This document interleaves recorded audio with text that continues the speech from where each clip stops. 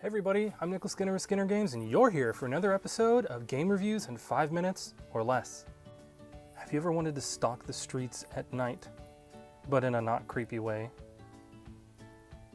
Let's face it, Batman is kind of creepy. But have you ever wanted to be Batman, or Nightwing, or Night Thrasher, because 90s heroes? Well, the game we're talking about today will allow you to be all of those things, and none of them, because they're copyrighted.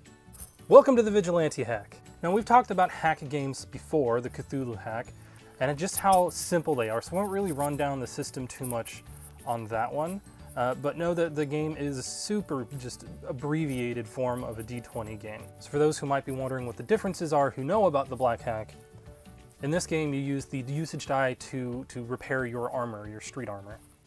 And armor acts as damage reduction in this game, so when you take damage from a villain or a thug, your armor reduces the damage that you take before it's applied to hit points. So another thing that the Vigilante hack changes from the black hack, or at least gives you an option to change, is damage. In the black hack, damage is a set number. Each class does so much damage, the end.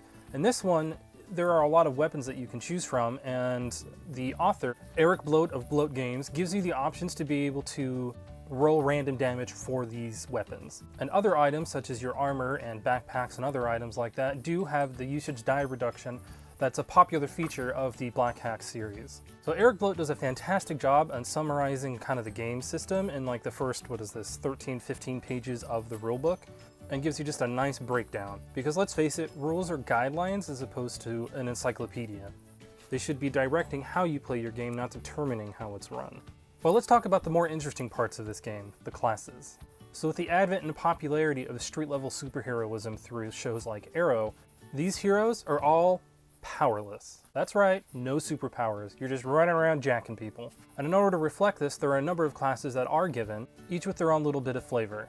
So there is art in this game, and each class has its own little bit of art. We have the Archer and the Dark Avenger, the Martial Artist and the Mercenary, the Protege, your Robin characters, or Nightwing, because let's face it, Nightwing is way cooler, and your true vigilante. And here's a couple examples of the art.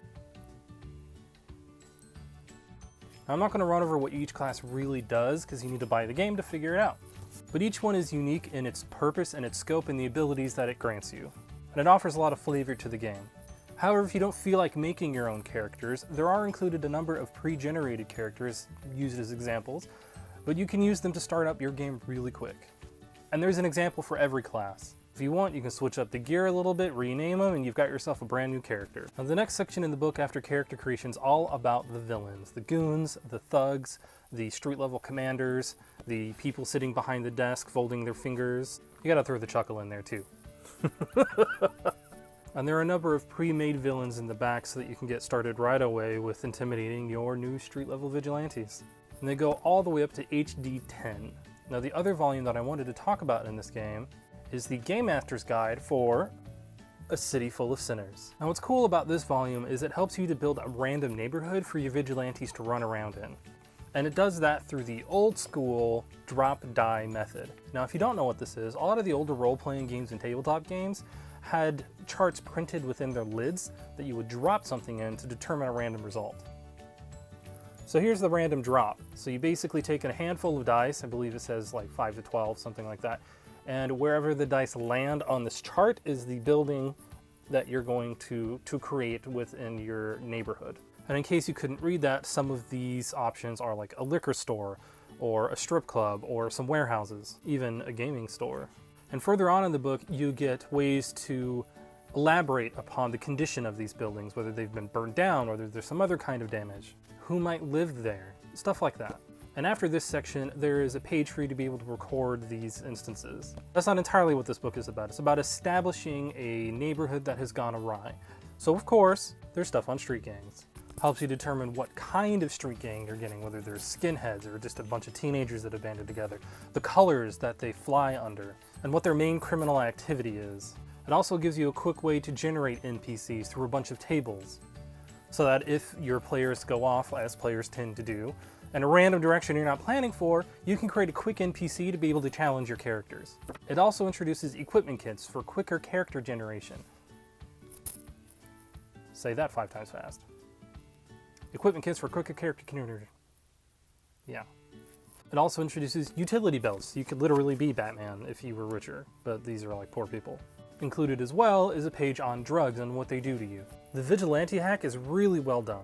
I think Eric Bloat did an excellent job on capturing that street level gang activity that makes running around as a vigilante so much fun. Now I'll post links in the description below so that you guys can go check it out, and let me know what you think in the comments below. If you find this video useful, please like and subscribe to our channel, tell your friends about it. Also check out our other show, Retro Roleplaying, where we play through a bunch of the systems that we have so that you guys can see how they work at the table. We'll see you again next time, and as always, happy gaming!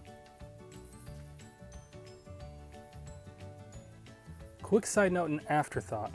After I was done shooting the initial video, I contacted Eric Bloat to let him know that I had finished shooting video reviews of his product, and he sent me graciously a preview of one of the new books that he's releasing, and it is for an asylum. And let me tell you, you're going to want to get this book if you've got this game, and if not, pick it up anyway, because it's got cool stuff in it, and if you play superheroes a bunch, you're going to take a look and see what he did.